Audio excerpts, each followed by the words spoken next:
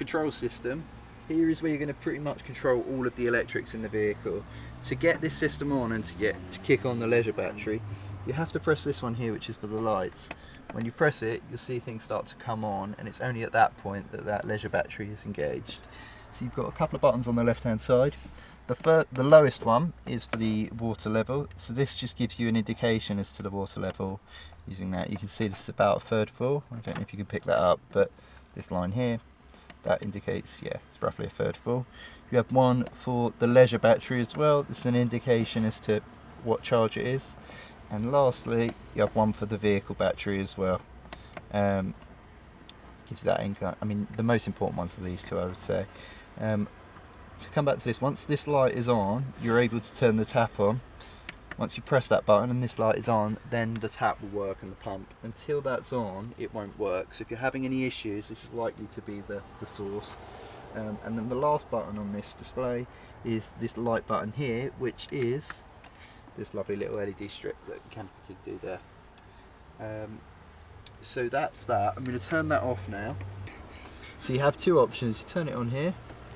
You've got the option of ventilation, which is obviously for cooling, and then for heating, which is what we tend to do most of the time.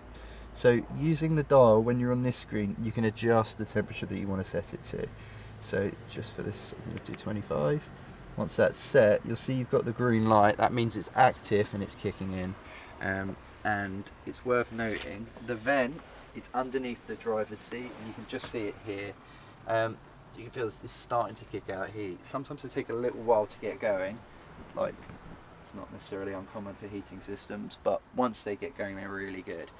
A little note on this: if you're going to sleep in the vehicle overnight, if you're intent on leaving the heating on, you will wake up for really dry mouth. So maybe open the windows a little bit, because I've definitely made that mistake and woke up feeling like I've never drunk before in my life. But yeah, no, they're really good, and as I mentioned earlier, it has the cooling function as well, which is a bit more of a ventilation, which can help in the summer.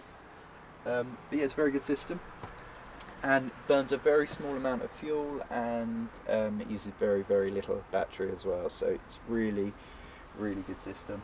I'm just going to turn. With the batteries on these vehicles, most of our rental stock is only fitted with one leisure battery. If you're going to a campsite where you can hook up, there's no restrictions on how you use your electricity, because you're working off the campsites. You can do what you want. So if you plug in TVs, laptops, anything you can think of, it won't be a problem. However, if you are off-grid and you're not hooked up anywhere, it's going to be a bit of trial and error. Depending on how long you're away for, that will probably influence how much power you use. If you're just doing 1 or 2 nights, you should be fine running like a laptop on there or something like that. But if you were doing a week away, you'd probably want to really try and preserve as much power as you can. All the lights and everything that's fitted as standard in the campers is really uses a very small amount of electricity, so it's quite efficient in that respect. Things like lights and stuff, you should be fine. Really, where things start to drain the battery is when you're plugging in things. So I don't know if you had a microwave, coffee machine, or anything like that where you're drawing from power from the mains, you will find that you will use a lot of battery. But there's no real science to it. It's a lot of trial and error. All the vehicles that you'll be collecting from our rental team, they will all be fully charged, so it'll give you as much as you can get out of the battery. But it's just worth bearing in mind, and we tend to find fridges, especially when it's really hot, are the main culprit for draining batteries.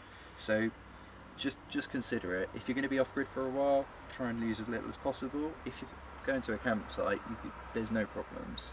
Yeah, you won't have any restrictions. So it's just something to bear in mind. But to be honest, even the most experienced camping people that go in their camper van, I think, tend to make mistakes and run out of battery. The most important thing is, because the battery is separate, if you do get it wrong and leave something on overnight and it kills the battery, you're not going to be stranded. You're still going to be able to start the vehicle and still going to be able to pull away. It's just you won't be able to use the leisure battery. One trick that we've had a few people recommend to us is, if you are off-grid for a while, in the morning or at least once a day, just turn the engine on and run it for a little bit, maybe 10-15 minutes if you can. apparently that just helps keeping the leisure battery topped up. It's not, if the battery's flat, I don't think that'll bring it back, but it just, any little thing you can do to preserve battery, I think things like that will just help a little bit, so you might find that useful.